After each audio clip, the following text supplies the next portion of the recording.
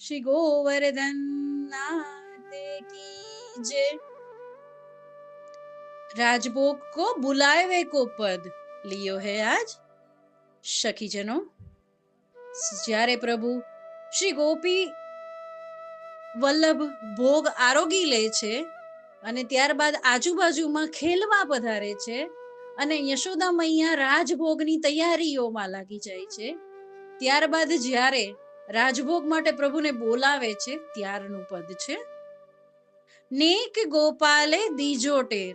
શ્રી યશોદા મૈયા કહે છે કે ગોપીજનોને કે નેક જરા ગોપાલે દીજો ટેર, ગોપાલને જોવો ને, આજુબાજુમાં કે રમવા ગયો હજી દેખાતો નથી, આજુબાજુમાં કે દેખાતો નથી, મને નંદાલયના આંગણમાં નથી દેખાતો, જરા જુઓ ને, ટેર કરો, અવાજ કરો, ક્યાં છે મારો લાલો।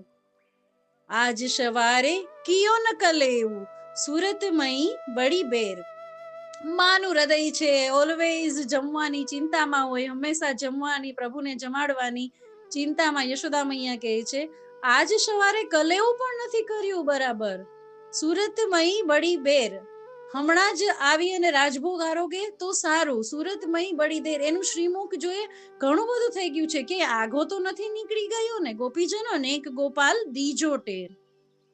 ઢૂંઢત ફિરત યશોદા મૈયા કહા કહા હો ડોલત। હવે યશોદા મૈયા તો એકદમ પેલા ભાવ વિભોર થઈ જાય છે, આંખમાં પાણી આવી જાય છે, ક્યાં ગયો મારો લાલો, ક્યાં ગયો મારો લાલો, કલેવું પણ નથી કર્યો, ચિંતા વ્યક્ત કરે છે, આવે તો તનિક જમી લે, રાજભોગ આરોગી લે।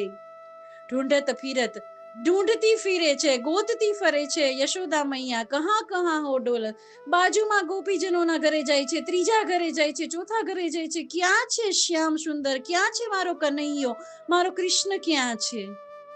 યહ કહિયો ઘર જાઉં શાવરે બાબા નંદ તો હી બોલત, આજુબાજુમાં ગોપીજનોને કહે છે કે જો તમને મારો કનૈયો દેખાય ને તો યહ કહિયો, આ કહેજો, શું, ઘર જાઉં શાવરે, હે શ્યામ સુંદર ઘરે જા, બાબા નંદ તો હી બોલત, તને નંદ બાબા બોલાવે છે, આરોગવાનો સમય થઈ ગયો છે, રાજભોગ આરોગરી કો સમય ભે ગયો હે, નંદ બાબા બોલાવે છે। એવું જશોદા મૈયા ગોપીઓને કહેતા કહેતા ઘર ઘર ડોલે છે।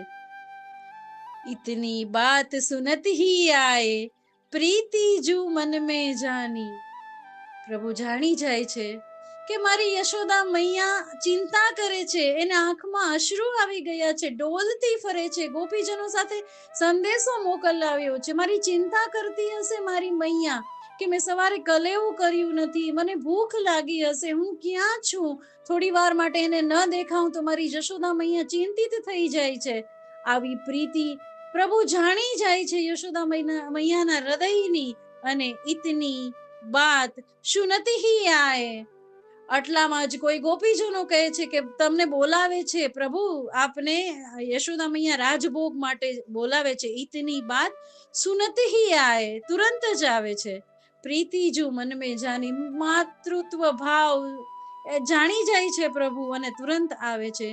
પરમાનંદ સ્વામી કી જનની, પરમાનંદ દાસજીની રચના છે, પરમાનંદ દાસજીને આ લીલાના સુંદર દર્શન થઈ રહ્યા છે અને પરમાનંદ દાસજી ગાઈ રહ્યા છે, પરમાનંદ શ્રી ઠાકોરજીનું પણ નામ છે, પરમાનંદના જે સ્વામી છે, પરમાનંદ સ્વામી કી જનની યશોદા મૈયા દેખ બદન મુશ્કાઈ, પટાંગણમાં જ ઊભી છે, નંદાલયના આંગણામાં જ ઊભી છે, મારા પ્રભુ હજી ના આવ્યા, હજી ના આવ્યા, કનક થાળ પથરાઈ ગયા છે, રત્ન જડિત ચમચા મુકાઈ ગયા છે, અગર ધૂપ થઈ ગયો છે, શખડી પધારી ગઈ છે, અનશખડી ધરાવી છે, બધું જ તૈયાર થઈ ગયું છે, નંદ બાવા આરોગવા માટે બેસી ગયા છે, લાલાની રાહ જોવે છે, તાજ લાલાને જોવે છે દૂરથી આવતો, અને માતૃત્વ ભાવના છલકાઈ જાય છે, એના આંખમાં જે અશ્રુ હતા ત્યાં મુખ પર સુંદર હસી પડે છે।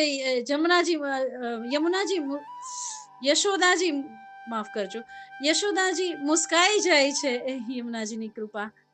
દેખ વદન મુશ્કાની, પ્રભુને દૂરથી આવતા જોવે છે અને યશોદા મૈયા હસી પડે છે।